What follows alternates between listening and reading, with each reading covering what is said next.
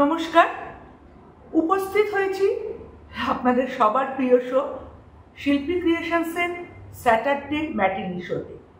হ্যাঁ, আপনারা অপেক্ষা করেন সেই সব পরিচিত গুণীজন আপনাদের প্রিয়জনদের মুখ থেকে শোনার জন্য নানা রকম অজানা কথা।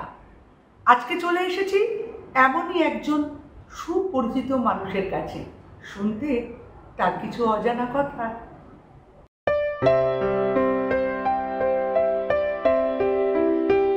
আজকে আমরা পৌঁছে গেছি বিশিষ্ট বিখ্যাত স্বনামধন্য লেখক আশুতোষ মুখোপাধ্যায়ের গুণী কৃতি স্বনামধন্যা কন্যা লেখিকা সর্বাণী মুখোপাধ্যায়ের বাড়িতে।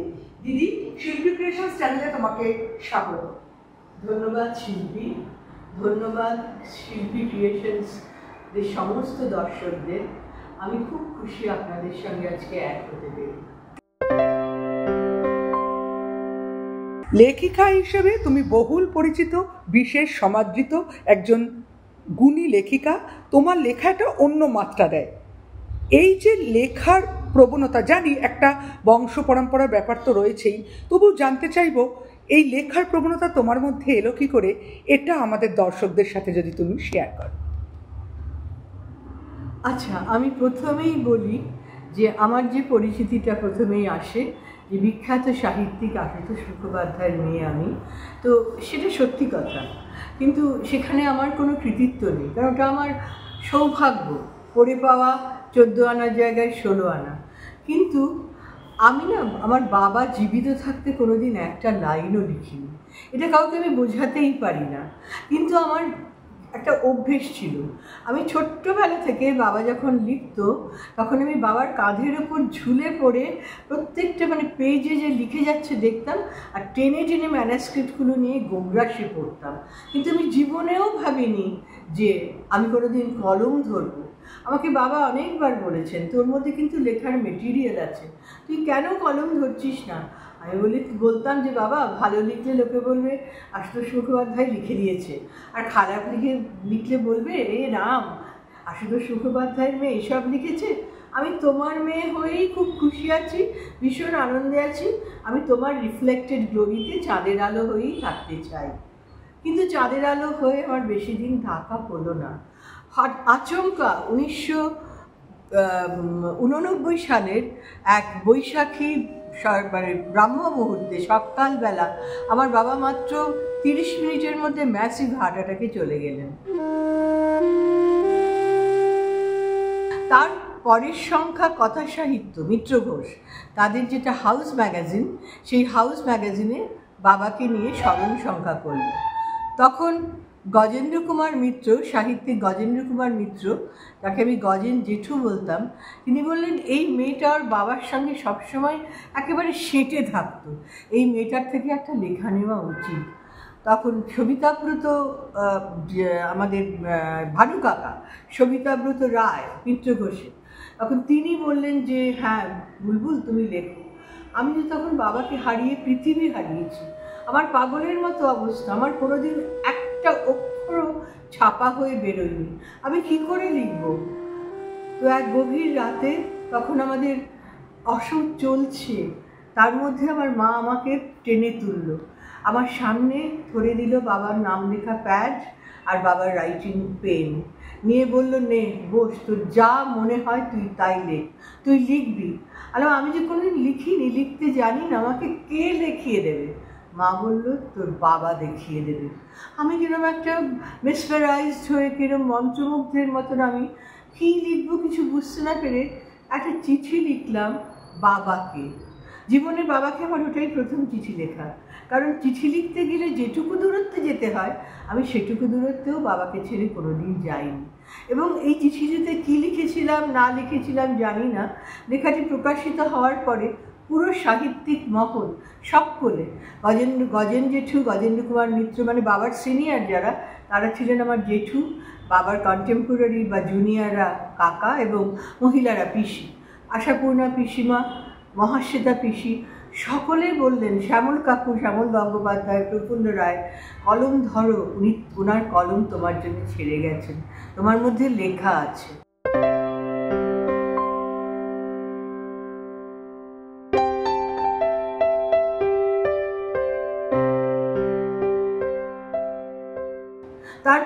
2 বছর বিছানায় শুয়েছিলাম, উঠিনি। আমি বাবাকে ছাড়া চলতে জানতাম না। আমি যে নিঃশ্বাস নেব কী করে বাবাকে ছাড়া আমি জানতাম না। দীর্ঘ চিকিৎসা করিয়ে আমার মা এবং আমার হাজব্যান্ড আমাকে সুস্থ করে তোলে এবং তারপরে 1991 কি 92 সাল থেকে আমার শুরু হয় লেখা। সেটাও অদ্ভুত এক কাহিনী।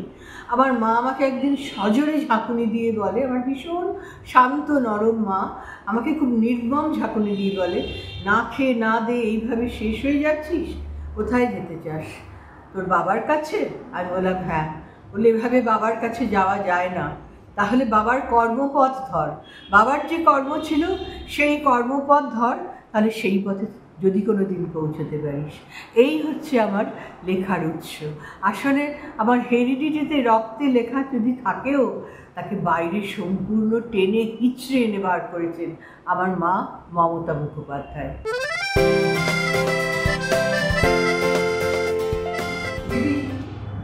অপূর্ব, অসাধারণ। সত্যি কথা বলতে কি গায়ে একদম কাঁটা দিচ্ছে তোমার কথা শুনে। আমি মানে মানে প্রণাম, শ্রদ্ধা, ভক্তি, মানে আমি কিভাবে আমার সব কিছু শ্রদ্ধা মায়ের চরণে নিবেদন করবো জানি না। মানে আমি আজকে ইন্টারভিউ দিতে এসে একটা বড় ধরনের অভিজ্ঞতার সম্মুখীন হলাম, কাহিনী শুনলাম এবং একটা খুব বড় চমৎকার শিক্ষা পেলাম যে কিভাবে নিজেকে জাগরণ করতে হয়। দিদি তুমি ধন্য, মানে তোমার বাবা এবং মা উভয়েরই জন্য, মানে তুমি এমন মানুষের সন্তান হিসেবে জন্ম নিতে পেরেছ, সত্যি তাদের অনেক স্যালুট।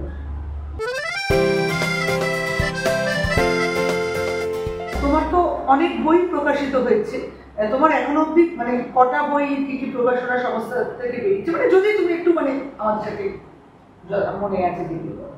আমি 1992, 91, 92 থেকে লিখে যাচ্ছি এবং প্রচুর লিখেছি। আজ অব্দি আমি 22টি উপন্যাস লিখেছি, ছোট গল্প অজস্র লিখেছি এবং সমস্ত নাম করা আমাদের যে পত্রপত্রিকা, সাহিত্য পত্রপত্রিকা লিখেছি। আনন্দবাজারে লিখেছি ফিচার। কিন্তু আমার কি জানি কেন যারাই পড়েছেন বলেছেন আমি নাকি ভালো লিখি, আমার নাকি পেন খুব স্ট্রং। আমার প্রথম প্রকাশিত বই হচ্ছে জীবনদান, দ্বিতীয় কাম্য, তৃতীয় সৌরনীল, চতুর্থ আগামী, তারপরে গত বছর জনিকিট ও আরও 2, তার মধ্যে আরও 2টি উপন্যাস আছে, তাতে ওই 2টি ঢুকে গেছে, জীবনদান আর কাম্য ঢুকে গেছে। আর এবছর বেরোচ্ছে নাশতী ও আরও 2 সংকলন, 3টি উপন্যাসে, তাতে সৌরনীল এবং আগামী ঢুকে গেছে। এগুলো তোমার কোন প্রকাশনা সংস্থা থেকে বেরোচ্ছে, যে যেটা বলে জনিকিট? না, দেবসাহিত্য। অবশ্যই অবশ্যই দেবসাহিত্য থেকে।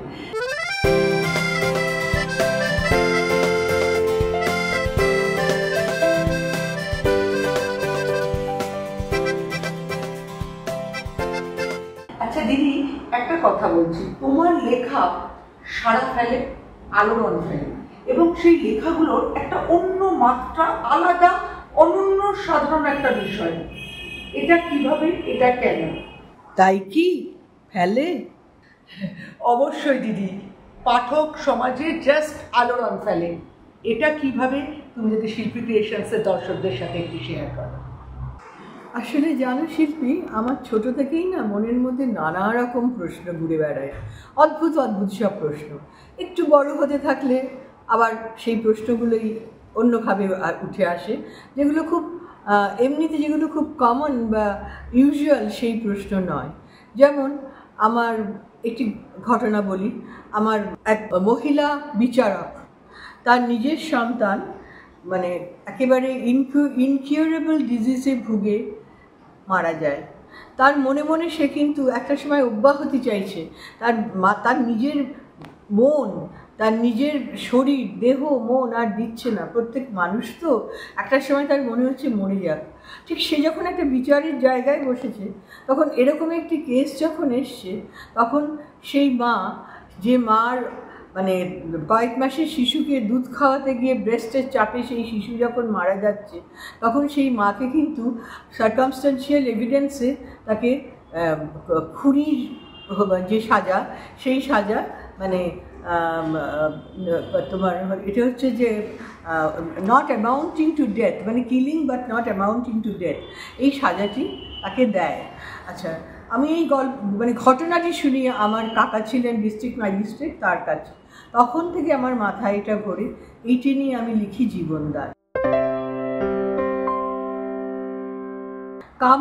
কামড় হচ্ছে একেবারে সেই আমাদের কমিউনাল রায়ট, আমাদের রাম জন্মভূমি আর বাবরি মসজিদ। সেই রাম জন্মভূমি আর বাবরি মসজিদের মধ্যে যে কমিউনাল রাইট, সেটা লিখতে গিয়ে আমার হঠাৎ মনে পড়লো ওয়েস্টার্নের দিকেও তো প্রচণ্ডভাবে আছে, শুধু আমাদের এটা নিয়ে আমরা করবো কেন? তখন আমি ধরলাম ওখানে ব্ল্যাক অ্যান্ড হোয়াইট রেশিয়াল যে প্রবলেমটা, কালার কনসিয়াসনেস, সেটা নিয়ে। তারপরে সৌরনীলের বাবার নগরপাড়ি রূপনগর পড়তে পড়তে হঠাৎ একটা জায়গায় মনে হয়েছিল যে একটি মানে বড় ঘরের মেয়ে, তার সমস্ত কিছু জাত পাত বর্ণ ঠিকুজি কুষ্টি আর্থিক তার মানে আর্থিক ব্যাকগ্রাউন্ড সমস্ত কিছু মিলিয়ে বড় ঘরে বিয়ে দেওয়া হলো, কিন্তু সেই যে সন্তান এলো সেই সন্তান কিন্তু ভালোবাসার সন্তান নয়, শুধুই দেহজ বাসনার দেহজ কামনার যে সন্তান। একটা নারী পুরুষ একসঙ্গে এক ঘরে থাকলে যায় তাই, কিন্তু স্বামী স্ত্রীর মধ্যে প্রবল বিদ্বেষ এবং দ্বন্দ্ব। এখান থেকে আমার মাথায় এলো তাহলে সত্যিকারের মানে বৈধ সন্তানকে, যে সব কিছু মিলিয়ে মিশিয়ে সমাজের একেবারে চূড়ান্ত রাজটিকা পড়ে এবং চরম ছাড়পত্র নিয়ে আসে সে, না শুধু দুটি নরনারীর ভালোবাসার থেকে যে শিশু সঞ্জাত, সেই প্রেম সঞ্জাত প্রেম নিষিদ্ধ সন্তান বৈধ, এইটি নিয়ে আমি লিখি সৌরনীল।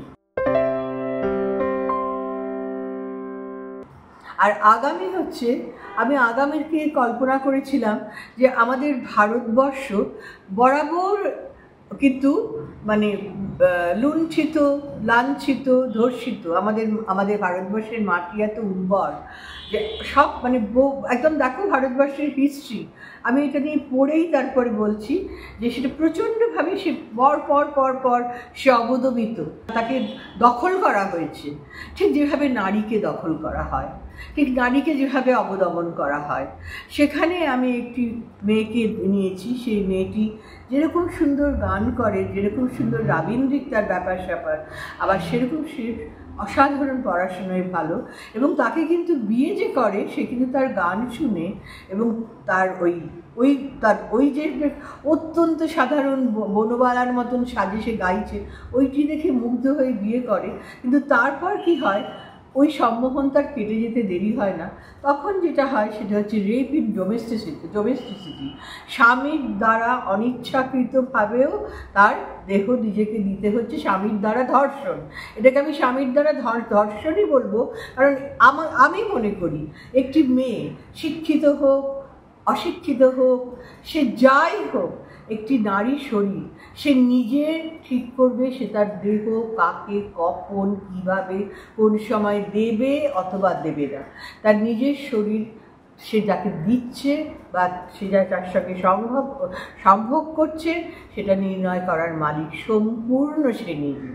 এই করে এই গল্পটি আসে আগামী, যেখানে মেয়েটিকে একটি মানসিক অ্যাসাইলামে দেওয়া হয়, এবং সেই মানসিক অ্যাসাইলামে যে নাকি ডাক্তার, সেই ডাক্তার যে অনেক বয়সে বড়, তার সঙ্গে একটা অদ্ভুত মেলবন্ধন হয় এই একটা নরনারী সম্পর্কে, কিন্তু তার মধ্যে কোনো যৌনতা কিন্তু নেই, একটা অদ্ভুত মেলবন্ধন।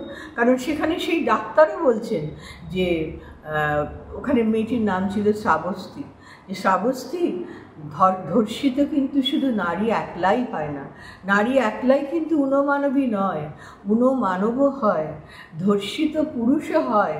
এই তোমাদের ডক্টর বিনায়ক মিত্র তার সবচেয়ে বড় উদাহরণ।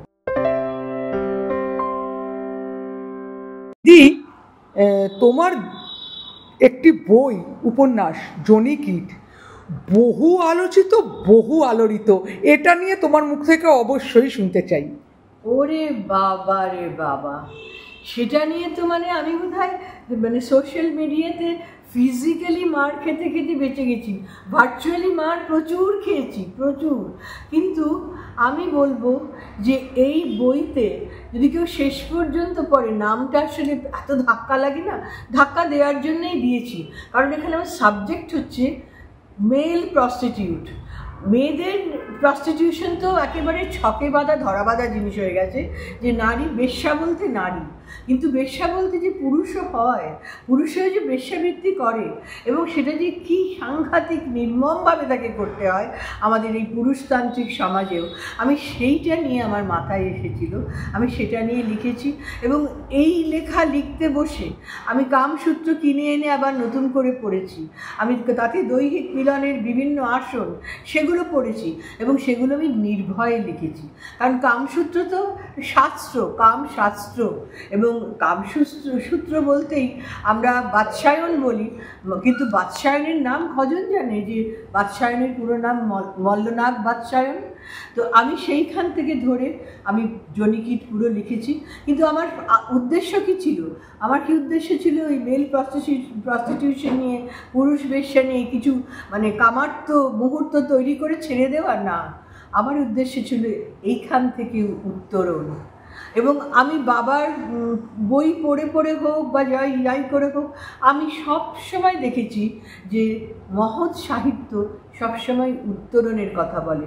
সফল হয়েছে কিনা জানি না, কিন্তু শেষ অবধি যারা পড়েছেন, এবং সত্যি কথা বলতে কি, বহু জ্ঞানী গুণী এবং বহু বিদগ্ধ ব্যক্তি আমাকে যখন এটি নিয়ে প্রশংসা করেছেন, তখন আমি মনে মনে স্বস্তির নিঃশ্বাস ফেলেছি যে না, আমি কোনো চটুলতা করিনি, আমি কোনো পর্নোগ্রাফি লিখিনি, আমি উত্তরণের কথাই লিখেছি।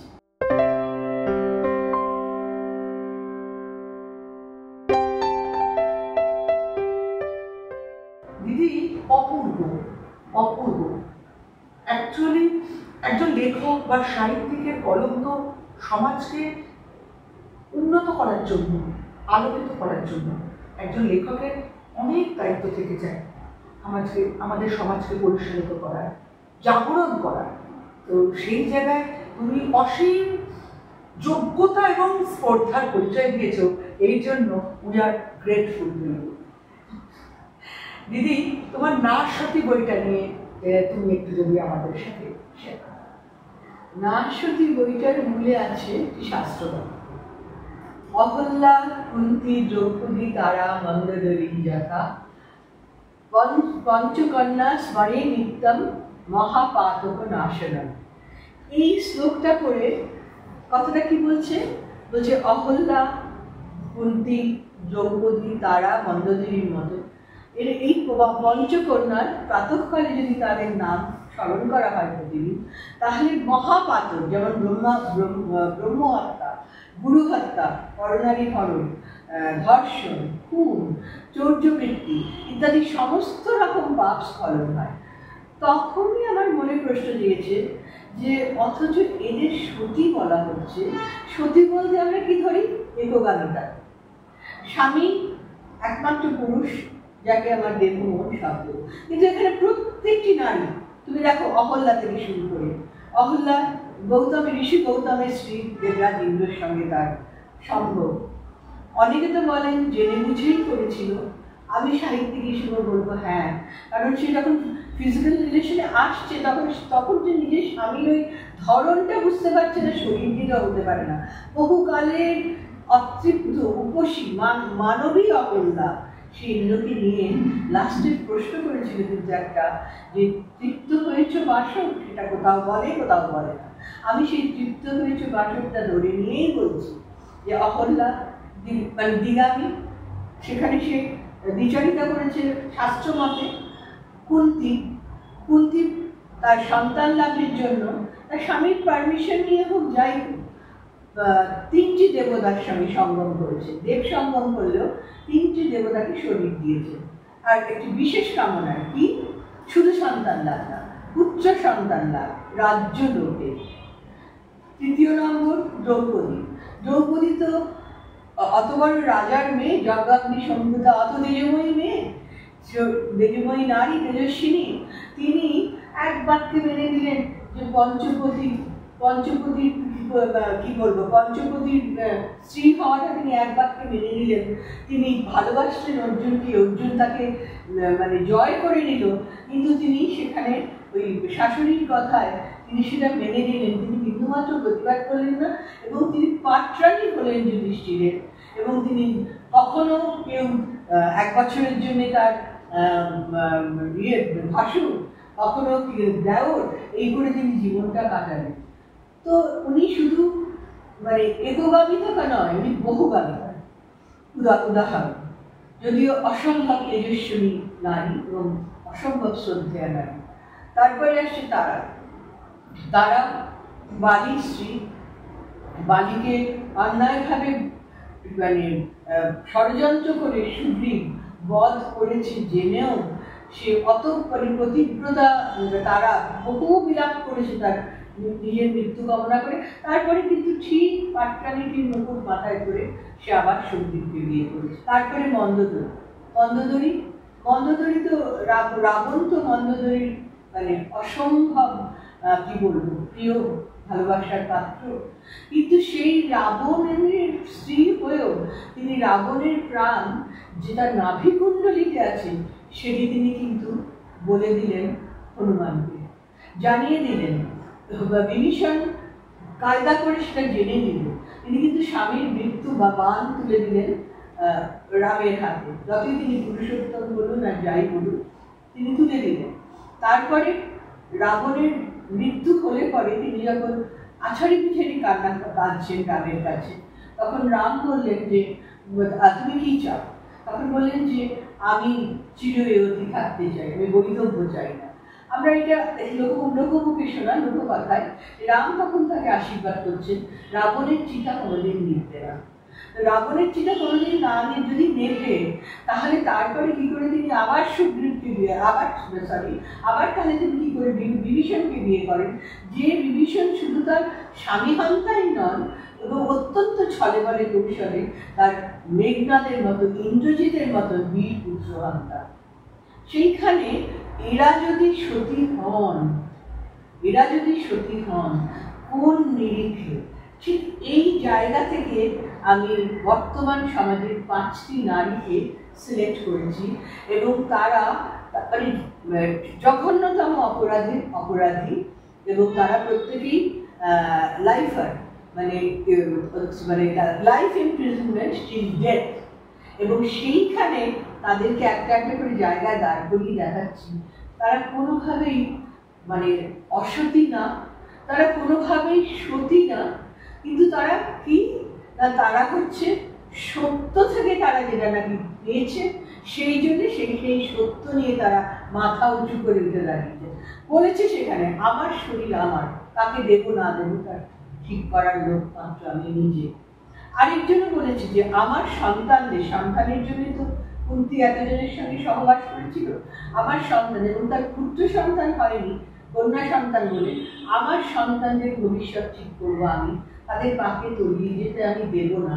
এবং তার ফলে সে তার 3টি সন্তানকে যাতে নাকি তাদের প্রস্টিটিউশন করতে না হয়, সেই মতলব থেকে বাঁচানোর জন্য 3টি সন্তানকে যে মায়ের বুকে অমৃত, সেই বুকে দুধ বিষ মিশিয়ে খাইয়ে তাকে মারে, এবং শাশুড়ি যে নাকি তাকে নিয়ে গেছিল এই উচ্চার্থে ক্রিয়াতে ভার্যা, তাকে একদম খুন করে। আমার না সতী উপন্যাসে যে আমি পঞ্চনারীর কথা লিখেছি, তারা মহাকাব্যিক নায়িকা পঞ্চসতী তো নয়ই, তারা হচ্ছে সামাজিক অর্থে বা সমাজের চোখে চূড়ান্ত অপরাধী, কিন্তু নিজেদের বিবেকের কাছে তারা পুরোপুরি সৎ এবং গ্লানিমুক্ত। তারা যে দণ্ড মাথা পেতে নিয়েছে নিজেরা স্বইচ্ছায়। মহাকাব্যের পঞ্চসতীর আখ্যান টেনে আমি এখানে আমার পঞ্চসতী তাদের কথা আমি তুলে ধরার চেষ্টা করেছি। যে শ্লোকটি থেকে আমি এই ধারণাটা মানে আমার মাথায় এসেছে, সেই অহল্যা, দ্রৌপদী, কুন্তী, তারা, মন্দোদরী, তারা কেউই কিন্তু একগামী ছিলেন না। এবং তারা ওই তো বললাম মানে কেউ একগামী, কেউ একগামী নয়, কেউ দ্বিগামী, কেউ বহুগামী। তা সত্ত্বেও তারা সতী, কারণ তারা তাদের কর্ম দিয়ে সতী, তারা তাদের কর্মে সৎ, সেই জন্যে তারা সতী আমার কাছে অন্তত। শিল্পী, আমি আমার এই লেখার মধ্যে দিয়ে এটাই বলতে চেয়েছি যে আমার এখানে সতী মানে কোনো একগামিতা নয়, বা কোনো মানে শরীর সংক্রান্ত ব্যাপার বা কিছু, সেটা নয়। সেটা হচ্ছে সৎ থেকে সতী, সম্পূর্ণ মনের ব্যাপার। এই যে 5টি নারী, তারা যে দাঁড়িয়ে আছে, তারা যে কাণ্ডগুলো করেছে, তাদের প্রত্যেকের কাজে কিন্তু তারা সৎ, এবং তারা নির্ভীকভাবে কোর্টে নিজেরা তারা ধরা দিয়েছে। তাদের নয়তো ধরতে পারতো না, তাদের নির্ভীকভাবে তারা ধরা দিয়েছে। আমার কাছে সতী সেই যে সৎ, যে নারী সৎ, এবং সে যেটা বলতে সে এতটুকু ভয় পায় না, সেই সততা থেকে 5 জন উঠে এসেছে, তাই তারা সতী। অপূর্ব, অসাধারণ। মানে আমি খুব স্বপ্ন নিয়ে রইলাম যে কোনোদিন যদি সুযোগ পাই, তাহলে দিদি তোমার এই গল্প নিয়ে একটা ফিচার ফিল্ম করার। আমি তো ফিচার ফিল্ম করি, এবং আমার এই গল্পটা এখন থেকে প্রথম পছন্দের রইল। আমি ভগবানের কাছে মানে আজকে থেকে আমার একটা প্রার্থনা রইল, যেন এরকম ধরনের ছবি নিয়ে সিনেমা হয়, সে আমি করতে পারি বা কে করুক, আমার তো করার ভীষণ উচ্চ হলো। তাহলে হয়তো আমরা যে মুখে এত বড় বড় নারীবাদী বা এত কথা বলি, হয়তো আমরা তাদের পাশে আমাদের লেখা বা সৃষ্টির মাধ্যমে।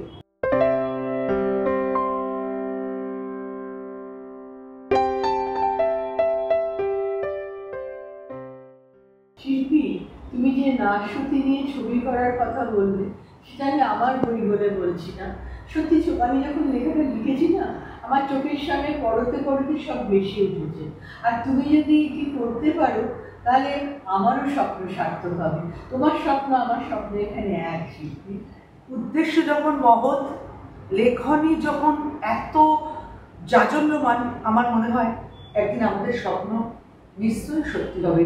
একজন নারী হিসাবে, একজন মানুষ হিসাবে, একজন শিল্প জগতের সাথে যুক্ত ব্যক্তি হিসাবে, এটা আমার গভীর আশা ও বিশ্বাস। তোমার স্বপ্ন সার্থক করছি। থ্যাংক ইউ দিদি। দিদি, তোমাকে একটা শেষ প্রশ্ন, আমাদের এই চেনা মানুষ অজানা কথায় সয়ে থাকে। তোমার জীবনের কোনো স্মরণীয় ঘটনা হতে পারে, সেটা সুখের, দুঃখের, আনন্দের, ভয়ের, রোমাঞ্চের, এটা যদি আমাদের দর্শকদের সাথে শেয়ার করো। সব শেষে আবার ওই আশুতোষেই আমাকে আসতে হবে। কি সুখ, কি দুঃখ, ভয় কিছু নেই, কারণ বাবা ছিলেন আমার মাথার উপরের ছাদ, আমার পায়ের নিচের মাটি। বাবার সঙ্গে এমন অভিন্ন হয়ে থাকতাম যে বাবা বলতো, একটু ঘাট থেকে নাম না, লিখতে দে না, বলে আমাকে ঝেড়ে ফেলার মতো। তখন আমি বলতাম, তুমি হাজার ঝাড়লেও আমি কিন্তু মানে নড়বো না, আমি আবার ওখানেই উঠবো। তখন বললো, কেন? কারণ তুমি হচ্ছে, তোমার পিঠটা হচ্ছে আমার দেওয়াল, আর আমি হচ্ছি ঝুল। ঝুলকে কি হাজার সরালেও ঝুল সরে, আবার ওখানে গিয়ে লাগে। তো বাবা ভীষণ খুশি থাকে। তো আমার জীবনের সব থেকে স্মরণীয় যদি বলতে হয়, তাহলে আমার জীবনের সব থেকে মর্মান্তিক ঘটনাটাই আমার জীবনের সব থেকে স্মরণীয় ঘটনা, এবং যেটি আমি ভুলতে চাই না, যেটি আমি চাই যে কাঁটার মতন আমাকে বিধিয়ে বিধিয়ে, আমার রক্ত ঝরিয়ে ঝরিয়ে আমাকে লেখা আমার বাবার চলে যাওয়ার দিন।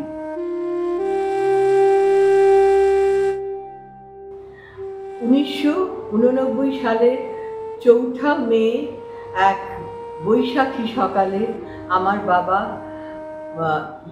সূর্যমন্ত্র জপ করতে করতে সব জ্ঞানে ওম ভূর্ভুবস্সঃ তৎসবিতুর্বরেণ্যং ভর্গদেবস্য ধীমহি ধিয়ো ন প্রচোদয়াৎ ওম, এই বলে আমার বাবা চোখ বুঝলেন। আমার জীবনের সব থেকে স্মরণীয় সময়, আমার জীবনের সব থেকে দুঃখের সময়, আমার জীবনের সব কিছু চুরমার হয়ে যাওয়ার সময়, আবার সেখান থেকে এই আমি হয়ে আবার নতুন করে বাবার থেকে আমার জন্ম নিয়ে আসো। এইটুকু। দিদি, তোমার প্রত্যেকটা কথা মানে আমার অন্তরের অন্তঃস্থলে সারা জীবনের জন্য রোপিত হয়ে গেল। আমিও আমার বাবার মৃত্যু শোক আজও ভুলতে পারি না। আজও প্রতি রাতের চোখে জল আসে। প্রতিটা রাতে আমি সারাদিন কাজের মধ্যে থাকলেও ভয়ঙ্করভাবে বাবাকে মিস করি। সেই জায়গা থেকে একটা মিল পেলাম এবং তার থেকেও পেলাম বড় শক্তি, যে কষ্ট নয়, বা যদি কষ্টও থাকে সে কষ্টকে করতে হবে আনন্দময়, বাঁচিয়ে রাখতে হবে বাবার স্বপ্নকে, বাবার স্মৃতিকে। দিদি, শিল্পী ক্রিয়েশনস চ্যানেলে তোমার অমূল্য সময় দিয়েছ, এই জন্য তোমাকে অনেক ধন্যবাদ। ধন্যবাদ দিও না শিল্পী, আমি নিজে ভীষণ খুশি। মানে আমি তোমাদের শিল্পী বলো তোমাদের ইয়ে নাম অর্গানাইজেশন শিল্পী ক্রিয়েশনকে আমি বলছি রবীন্দ্রনাথের ভাষায়, তোমারই যা দিয়েছিল সে তোমারই দান, গ্রহণ করেছে যত ঋণী তত করেছ আমার। ধন্যবাদ দর্শক, নমস্কার। এইরকম অজানা কথা জানতে চাইলে শিল্পী ক্রিয়েশনস চ্যানেলটিকে অবশ্যই সাবস্ক্রাইব করুন, আর ভালো লাগলে like, comments and share please.